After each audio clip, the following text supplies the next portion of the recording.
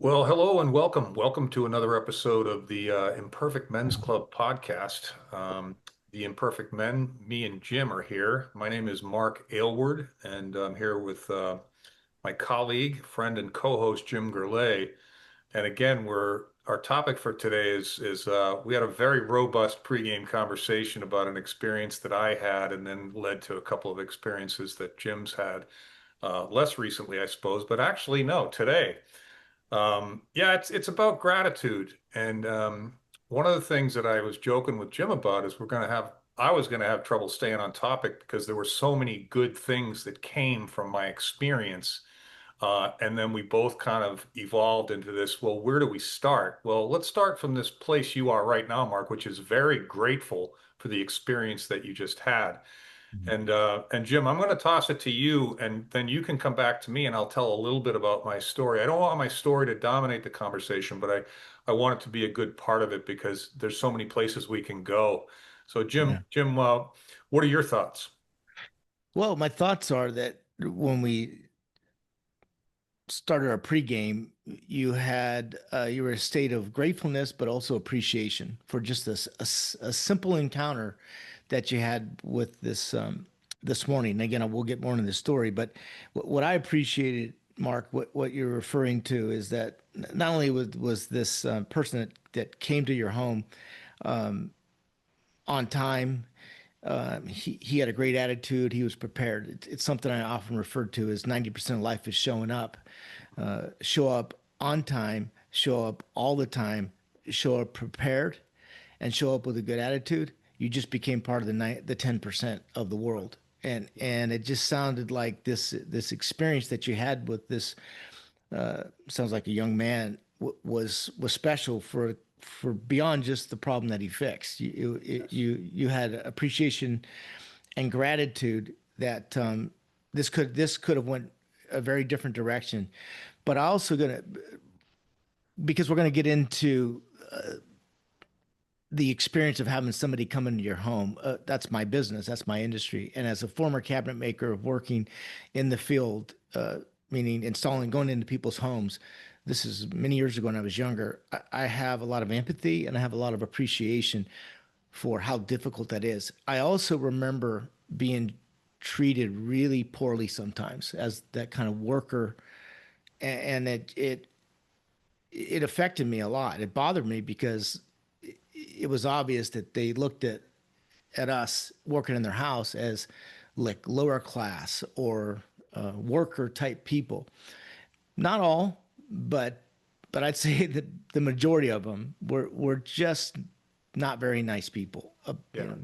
Yeah. And I just when you shared the story, you were very respectful to him. You treated him with dignity. You treated him with respect, and I think the outcome is the result of that. So I'll let you get into that, and then again, there's a lot here, and really what it is, there's here a lot here as far as you don't appreciate something until you don't have it. In this case, you didn't have water for a week, and so now you're kind of giddy. You're like excited, but I do think it's more. You value skilled labor. You value somebody that listened to the problem, asked questions. You also assisted him, giving him all the information, and we're going to talk about something that we don't talk about enough, and that's what all humans want. We all want the same thing, and that is to matter, to be valued, to Mhm. to be appreciated. That's maybe next to food and water. That's what we're all striving for, whether Yeah. we're No, I self-aware or agree. not. It, Yeah. it, it You're is. And right. then the other thing, Mark, is again, we always like to start off an episode with how does this fit into these five areas of our life, right? With the center being ourself. Lot of self here, right? Self-awareness, self appreciation. But I think we check a few of the boxes, right? We talk. This was a professional, a young Mhm. professional Mhm. that worked for a company, so it wasn't his company. It also checks the box of a worldview. Sounded like his childhood, he had some good people around him because he was respectful. Talks about your childhood, about how your father modeled treating other people. Big part of parenting, not big part, parenting is modeling. It's the same thing. That's not something it just happens. You have to be around that. And even money, right? The value is outrageously high in this case. You paid a small amount of money, you make a wrong decision, it could have been 10 times, two, three, 400 times that amount. So, a lot there, but go ahead and share the story, and then I think this will all come together. Yeah, no, I appreciate the context. I think as you were talking, I was thinking of a couple things. One of what was the state that I was in, I think is relevant prior to his arrival. I was vulnerable, and Oh yeah, absolutely. Yeah. I was also very skeptical about what was going to happen. But to share the story from the beginning. We're talking about your house, right? I don't think we even Yeah, we got to I'll put it give in some background of the context. story. It's well, I needed a plumber, you know. It, it's Sounds and simple, right? Yeah. the story is long and complicated and uninteresting in terms of the logistics as to why I needed a plumber, but Mhm. I didn't have water, and you hit the nail on the head. It's so much appreciation when the faucet gets turned back on. It's difficult to describe, Mhm. and how we take things for granted until we're reminded that Of the perhaps simplest things. Yeah. we shouldn't. Hmm. And the other part about showing up that I was giving myself a little bit of credit for is I showed up prepared too. You Sure. I Yeah. showed up prepared to treat this man with respect. I showed up prepared to listen with intent. I Hmm. showed up prepared to make sure that I gave him what he needed to Hmm. make the job as easy as I possibly could for him. And so we both did. But Hmm. I was also struck, as I told you, by he showed up. Not only did he show up on time, he showed up early. And then the first impression was made, wow, that's a good start, right? And then the second impression was when he got out of his truck and he was smiling. And I looked and I said, "You must be the plumber." And he said, "I am." And I said, "I'm sorry, can you remind me your name again? I don't have the text message in front of me." And he said, "Jimmy." And I said, "My name's Mark, Jimmy. Nice to meet you." And I got a firm handshake and a look right in the eye. Nice. So Jimmy Nice. was also a real man, you know? Yes. So there was so much immediate credibility that I probably fell into a state of hopefulness a little bit prematurely, but I was rewarded for that. I wasn't taken Mm-hmm. advantage of. And that's another part, Jim, I think, of showing up. When someone shows up at your house, you kind of have to be vulnerable a Sure. little bit, right? Unless you're a plumber yourself and you just don't want to do the work, whether it's an electrician or a plumber, anyone with a specialized trade expertise that I don't have, which is all of them, Mhm. you know, Yeah. I'm vulnerable. Yeah, So, I'm just gonna interrupt you or pause you for a second, Mark. This I think I said this in the beginning because again, I was the guy that would go to yep. sometimes to somebody's house. Not every homeowner would approach you like that. Yeah. Hmm. So there is a difference, and you get what you give, right?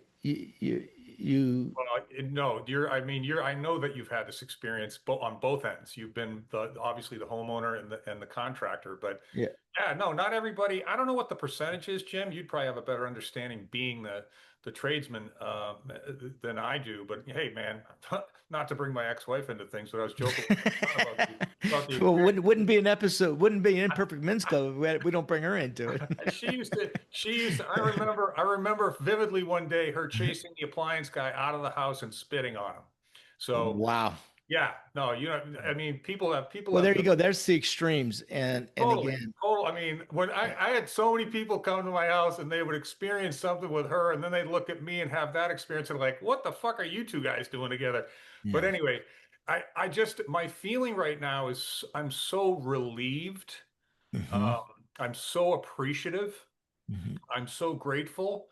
And it makes me, one of the things it does to me is it makes me think of, okay, well, where have I dropped the ball in these areas, in other areas of my life? Are there other professional areas or other relationships? Hmm. Hmm. You and my girlfriend both Yeah. said to me, give the guy a tip, write a guy a review, give him a, Right. what, But Mark, finish the story because you didn't finish the whole experience. And then no, I then can't help yeah, but go back and forth because it's a yeah, I very know. emotional thing for me. Right. So, No, I mean, the water problem is too complex to resolve. I have two properties, they're Mhm. connected. There's a But where water. you left off, you show up, you have a handshake, you have an eye-to-eye contact, a firm handshake, and then what happens after that? Hey, Jimmy, can I walk you around the house and tell you what's going on? Absolutely, let's do it. I mean, he was Hmm. completely cooperative Hmm. to every step of the way. Hmm. And as I provided him context and Hmm. asked him, I think, pretty good questions, he was thinking the whole time he was thinking about the solution. He wasn't Hmm. thinking about what time it was. Because I said to him a couple times, hey, look, I don't know how much time you have. Don't worry about it. We're going to find Hmm. the problem and we're going to fix the problem, Mark. Don't sweat it. Hmm. And I'm like, just constant reaffirmation. And at the end of the story, he left to go to Home Depot because he needed some parts.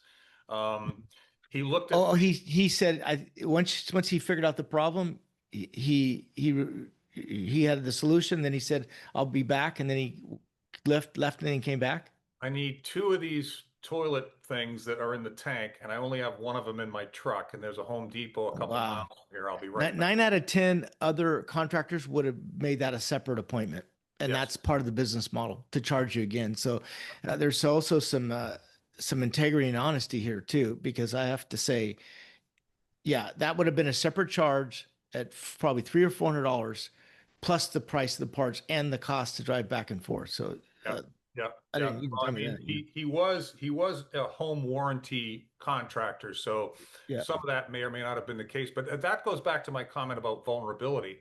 He Hmm. didn't take advantage of me at all. He probably didn't even acknowledge my vulnerability. He wasn't a manipulative person. But the Hmm. situation was resolved. And it was resolved. I think he was here for about an hour and a half, and most of Hmm. that time was spent investigating as opposed to resolving the problem. Hmm. And then the other thing he did, Jim, is he explained what he was doing to me without being condescending. Hmm. Because as much as the homeowner can be condescending to the tradesman can be condescending to the homeowner as well. Because I don't know, he could tell me anything. And Hmm. even though I maybe ask good questions because I'm a relatively intelligent human, they were not plumber driven questions. They were Hmm.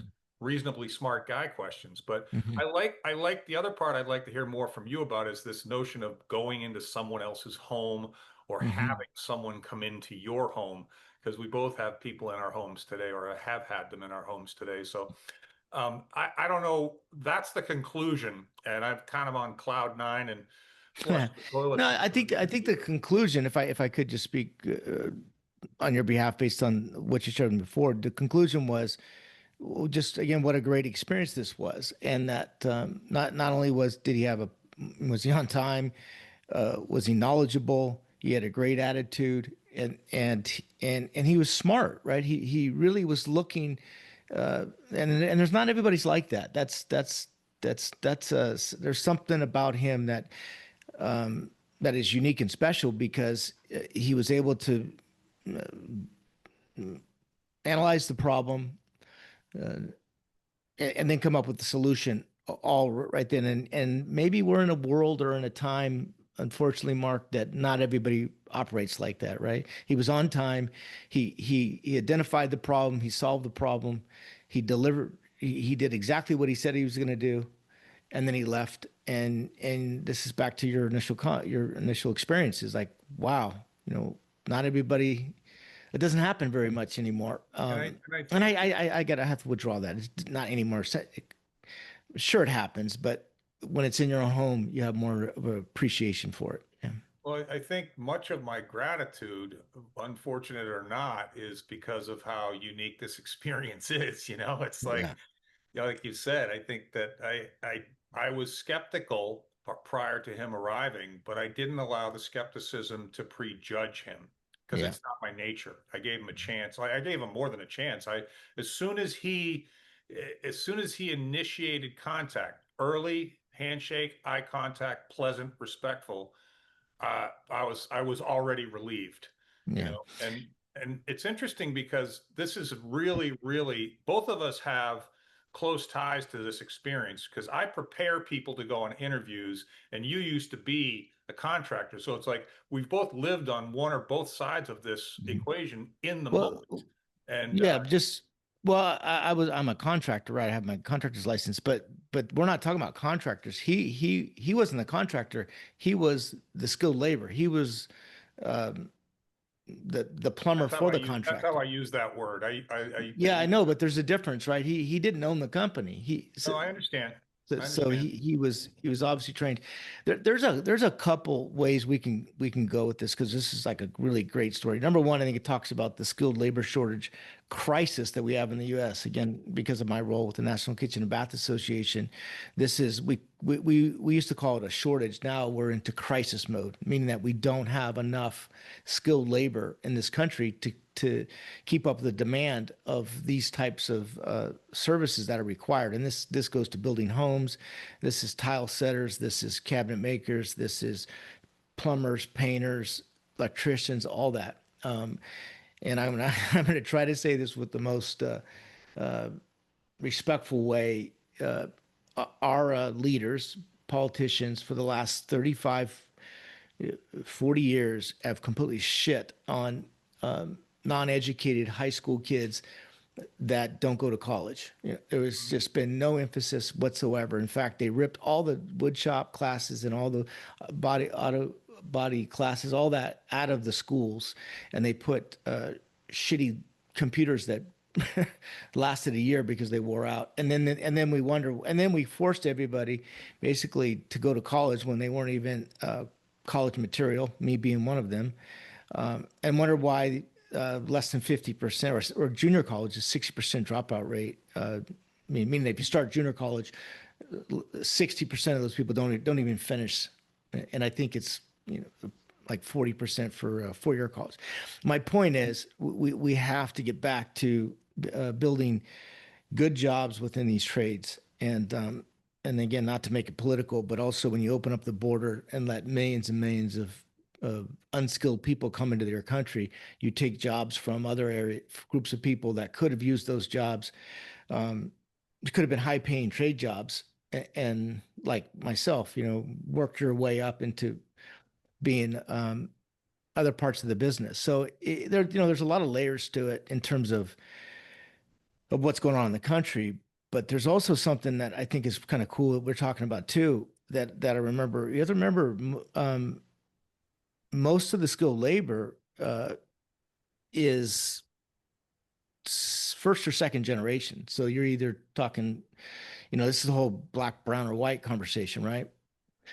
Hmm. And I so much appreciate you never mentioning that he happened to be something other than white, right? He was like you said, yeah, and that says a lot too because this is difficult. He does go into some homes and he may get treated differently just because of the color of his skin, Oh, I'm and sure. and you I'm sure. clearly did not convey any judgment whatsoever, and there so he could have been also a little bit happy too that somebody valued him right away. I just say that because I think that has a lot to do with how they are, what they're thinking, right? That's compassion. But and if you don't treat him with that respect, then he does feel like he's being judged because we all do, especially when you're younger and you see you're going into people's homes and they're all one color and you're not, you're a different color, or your education is different. You didn't yeah, you treated him with dignity and respect, and that also made him wanted to probably over deliver. Subconsciously he didn't Yeah. want to let you down. He wanted to do an extra extraordinary job because he liked you and he appreciated you as much as you appreciated him. So I think we're all, as human beings, more likely to reciprocate when we're treated with kindness and respect. I think it's just human nature. And in terms of the color thing, it's like there are people who use this phrase, I don't see color. I'm like, I see color. I just don't give a shit what it is, you know? yeah, You know, yeah, why yeah. would I? Like, Yeah, can you? but in fairness to probably his past experiences, not everybody's like that. No, I And get it. yeah, I'm not naive about that. I get it. yeah, yeah. But I'm not, I don't consider myself special for that. I might be unique, but I'm not special. I think that makes more sense. You're going to get more pleasure out of life if you treat everybody with humanity and kindness and dignity. Doesn't That's matter right. who they are. And that's a true statement. That's not an opinion. Yeah. Uh, And I think people that get caught up in things they lose focus. They take their eye off the ball. I mean, Mhm. then I was thinking when you were talking about the lack of available tradespeople, it's like, well, that's why I didn't have water for a fucking week. It's not like Oh, they came really? Because you the couldn't next get somebody day. out there? Yeah. What's that? I didn't think about that. That's why you had to wait 7 days. Because I remember you mentioned this last week when I we. have no idea why I had to wait. There were a series of phone calls, and there's a longer piece to the story that's not germane to what we're talking about, but Mhm. I wasn't able to call up and get someone out here right away. Mhm. And the people that were able to get here sooner than later wanted me to know that they were doing me a favor, right? Yeah. Yeah. So whatever. Yeah. I think there's also one other entity that needs to be mentioned that recognized is that this was part of a home warranty policy you had. Yes. You give some credit to that company that they have created this business that provides these services, and that's a very high value. So let's talk about the money part of it. And we're not promoting a home warranty service company, but somebody did create that business, and then they did find a skilled tradesman, in this case a plumber, Mhm. to go and facilitate these. And then also, you have insurance, so it's also you had made a decision. Sounds like many years ago when you purchased this property that this home warranty policy would be valuable, and it turned out it was, right? Yeah, well, I think there's two reasons I decided to do it. One is I told you that the guy that was inspecting the home before I bought it, I asked him what he thought about this. Should I just take this home warranty on? He said, well, this is an old home. It was built in the 50s or Mhm. 60s. So if I were you, I would. It was a great decision. It was a good question for me to ask. The other reason is I'm useless around the house. I can't do any of this handy shit. So I accepted that a long time ago. Yeah, yeah. But it sounds like they have a good product, not just a good offering that they Well, hired good people. like everything, Jim, it depends on the person. I Yeah, have had mostly good experiences with this company. I've had a couple of experiences because I mean, can you imagine how difficult it is for them to manage all the tradesmen that they manage? I mean, how could they yeah, possibly have 100% success rate with that? But yeah. most of the experiences have been good. So you're right, they do deserve credit. They do. So let's before we wrap this up, and again, if I was kind of setting you up on this one, let's write his review. You said that they sent you a survey or something, and you hit the checkbox. You can even just read those off. But I want you, if you could, just take, I don't know, 120 characters or whatever that. I'm just doing a make believe comment box. But if you have the survey in front of you, read it and then make some final comments. And then I'll tell you why after you do it, because I think you'll appreciate this when we're done. Well, I'm just popping. I didn't have it available and it's not presenting itself now. It's just presenting a thank you because I already did it. Right, right, right. But I believe it was, please, we value your feedback. Please let us know what was the reason. Because I said satisfied 1 star to 5 stars. I hit 5 stars. And then it just asked why. And it was just Mhm. a four multiple choice. How many times? Typically, I ask you multiple questions, right? So you gave them all fives or just one time? One time. It was Okay. one question and it was 1 to 5 stars. I gave it 5 stars. And then it said, which of these four are the reasons? And it was price, technician, and two others that I don't remember. And I immediately just picked technician because that was the entirety of it. It was all Yeah, because of Jimmy, you yeah, know. And so, I mean, if I were to write his review, and you got my mind racing because I'm going to do some follow-up work to get Jimmy a little bit more love, yeah. in whatever form that takes. Hmm. But I would, and I've written a lot of these reviews, and I'm one of those people that when I get satisfaction, I go out of my way Yeah, to that's tell huge. the boss of the company, you got a great employee here. Yeah, yeah. And I would probably put it in context by saying, look, also a small business owner, so I have a real solid appreciation for how difficult it is to find good people. Yep, And absolutely. you got a great guy, Hmm. and you should do whatever you can that's within your power to keep him and appreciate him and Hmm. offer him whatever opportunities you Right. can.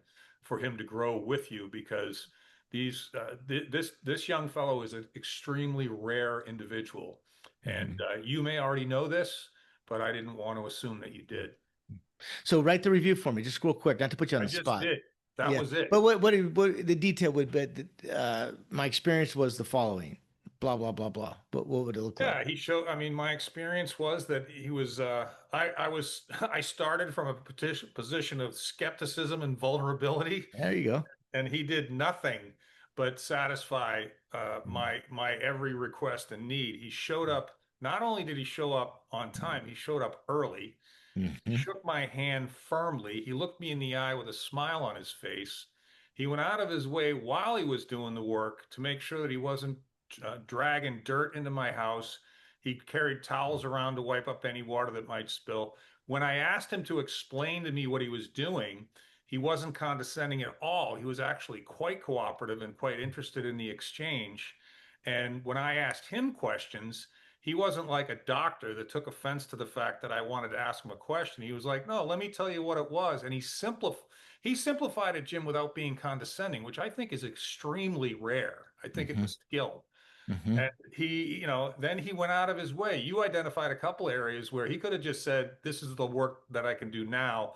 You'll have to call the office and get me back out here to do the rest of this work." He didn't even, that didn't even cross his mind, Mm-hmm. right? And I asked him to follow me around the house because it's kind of a unique setup and there's two homes and there's interconnectivity and stuff.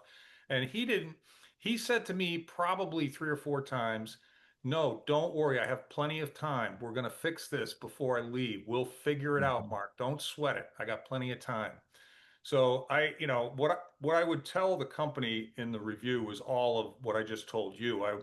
With more time, I would sit down and give it some thought so I could put it into 120 characters. But yeah, I can't stop talking about the guy. And I also hope that he's out there telling his story about us because I think he Mm-hmm. had a pretty good time while he was here. It was just Yeah. wonderful. Well, I said, yeah. Again, thank you for sharing that. Now, what I hope will come from this is that when we post this episode tomorrow or the next day, that you send him a text, a link to this, so he can hear this firsthand. Because I'm just only speaking for somebody that has been somewhat in his position. How old is he? You said how old? About how old?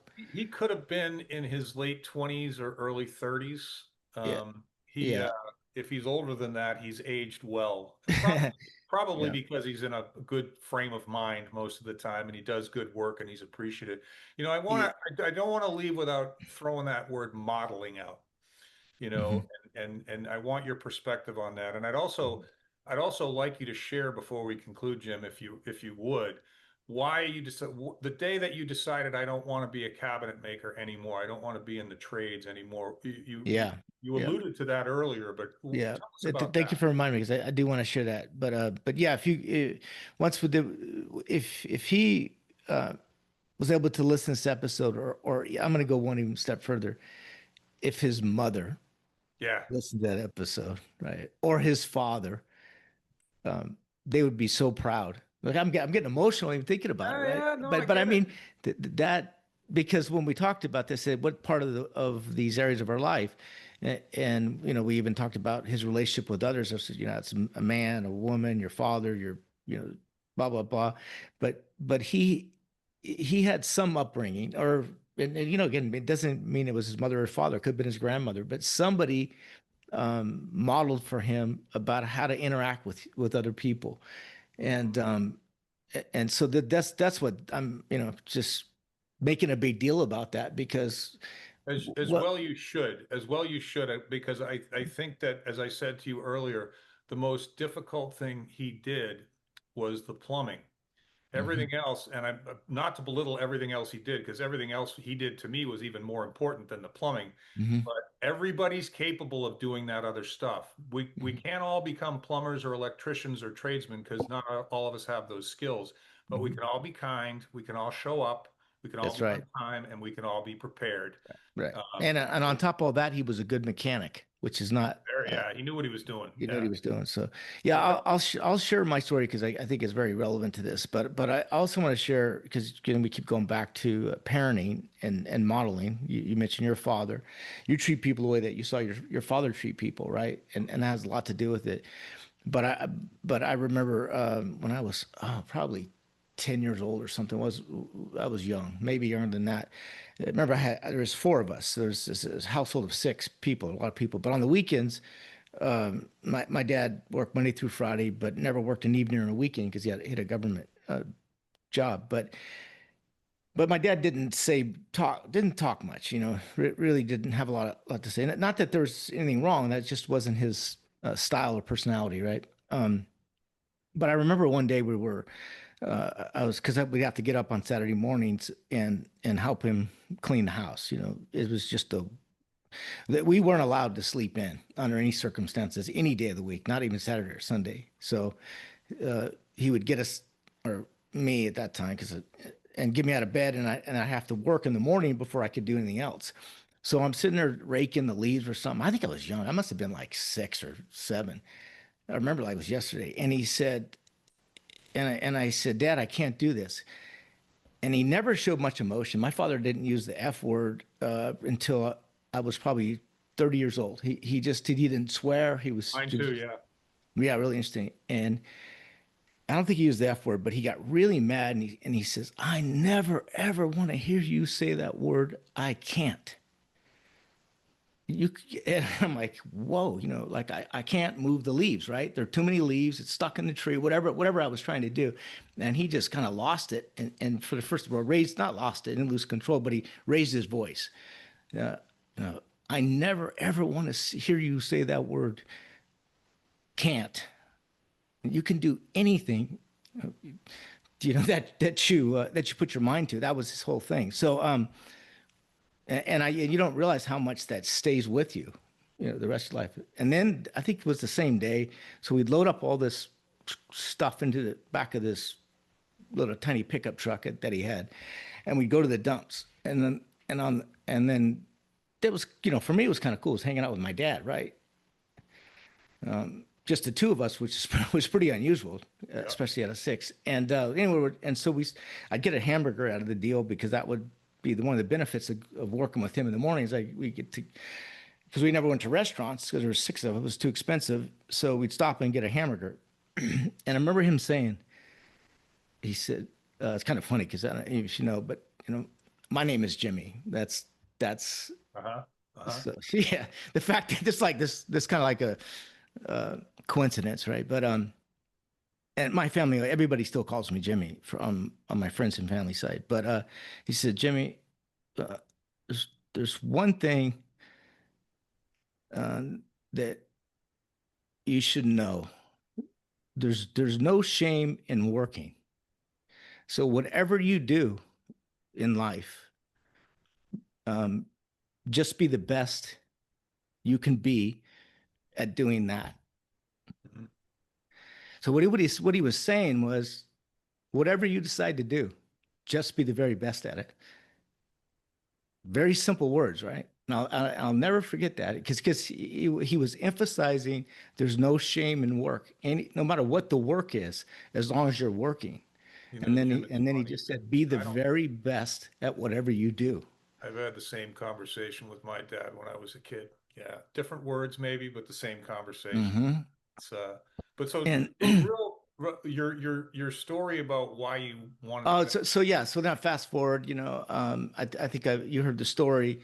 I was out of high school. I wasn't a very good student, but I was trying to play football because I was a pretty good football player. But the junior college coach recruited me, and I was trying to play football. But 6 months before that, stuck my head through a windshield, and I head-on car crash. We got hit by a drunk driver. So and I was having a hard time concentrating. It was hard enough with all these other things, and um, I decided, so I couldn't play football anymore, and I was doing some cabinet making program at the local. Well, it wasn't the local. It was actually the college in Oakland. And so I ended up. I couldn't play football anymore. It was just too difficult for a lot of reasons. And then I dropped out of junior college, and he made it very, very clear that if you're not in school, you're not allowed to live in the house. You're that's the deal. So I remember, I think I told you the story, right? When I was trying to go to night school, that didn't work out.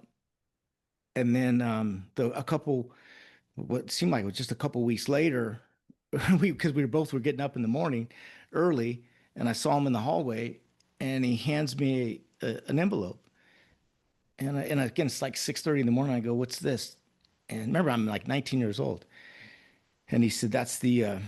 I opened it up and I said, "This." I said, "This is the PG&E bill. This is the electricity bill." I go, "Why are you giving me this, Dad?"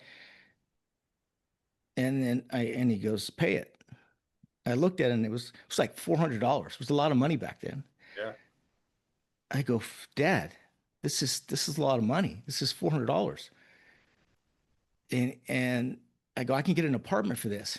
And he looked me straight in the eye and he says, "That's right." Basically, 19 years old, you're out of here. I like your dad. Yeah. But as difficult as that was, probably the best lesson I ever got. Oh When yeah. somebody says something and a deal's a deal, he said it, he meant it, and that's the way it is. And Yeah. so that's also what you learned early on. Certain people, when they mean something, you listen to them, and if it doesn't go their way, there's a consequence for that. So, yeah, I say he kicked me out. He didn't totally kick me out. He just made it. He had three other children to raise. Both my sisters were in college, and my brother was still in high school. All of them went on to get degrees of some kind, except me. So it was difficult, but anyway, but I remember taking BART from Hayward to San Francisco every morning, and I had my lunch pail and my work boots, and then all these guys would come in suits, and and it was obvious they would kind of look at me differently because I had a lunch pail and boots, and they were all dressed up, Yeah. and that's not just one time. You remember that's 5 days a week going to work and back to work. That's an hour plus BART ride. Or BART is Bay. That's our train system. Yep. And yeah, and then I remember even starting to date girls when they found out I was a cabinet maker. You know, they weren't as interested in me. Yeah. So that had a lot to do with it. And then of course when I met my wife, I was a cabinet maker, and she we dated for 6 years before we got married because um, her parents didn't want her to marry me because I didn't have a college degree. Mhm. So uh, yeah, that was that was probably the main reason to get out. But it all worked out. I don't share these stories for people to feel sorry for me. That also what I went on to obviously um, went from making cabinets to selling cabinets. First year sold $1 million worth of cabinets. Went on to sell millions and millions of dollars in inventions, and all these things came from that. But it all always would tie back to being a cabinet maker in the field, Yep. learning things and understanding. So even when I went into sales and business development, it was because of this experience I had as a cabinet maker, Yeah. and the appreciation that I have for skilled workers, for Yeah. people that use their hands, and how and it's also, you have to remember, it's a dirty job. It's dirty, as in it's physically dirty, and it's hot some days, like super hot, and then it's Yeah. super cold, and there's traffic, and it's not easy. It's not easy at all. There's nothing No. glamorous No. about it sometimes, No. I think but it's so important, and we need them so bad, as you just experienced, though. But yeah, that's I think there's a whole lot of other topics in there, but I think that if I were to vote on what we would conclude with, what I heard was your dad was right over the pile of leaves. You can. yeah, it's interesting we're talking about this because you don't realize, you know, how those shape your life. Those simple. It wasn't the conversation. It's it's what he did. It's not what he said, it's what he did. Yeah. It's how he had lived his life, right? And then eventually that's how I live my life. So I obviously have compassion, I have tolerance, but there's certain things I don't have tolerance with, and that is that people that don't show up, Hmm. on time, Hmm. all the time, people that don't show up prepared, Hmm. and then people show up with a bad attitude. Uh, Yeah, no, we were talking about the punctuality component of this, and yep. it's just so easy to do. And that's why I think it feels so disrespectful when people don't. Hmm. So again, Jim, I think there's a million topics. I think this is really rich discussion, but I think we're bumping up against it. So All right. Well, I think that I'm very grateful for the experience. I'm very grateful for your side of the contextual side, and it's interesting that you've been on both sides of this. Now, I've never been on the trade side, but I've always treated everybody in that profession with mhm. actually admiration because they can do things I can't. Yeah. Well, we'll wrap this one up, but I want to thank you, Mark, for for again giving that young man dignity, respect, and then recognition that that he probably doesn't get It comes back, man. It very comes often. back Yeah. tenfold. Oh, of So, course it does. So, all all right. right, bro. Thanks, Jim. All right. See See you you, next brother. week.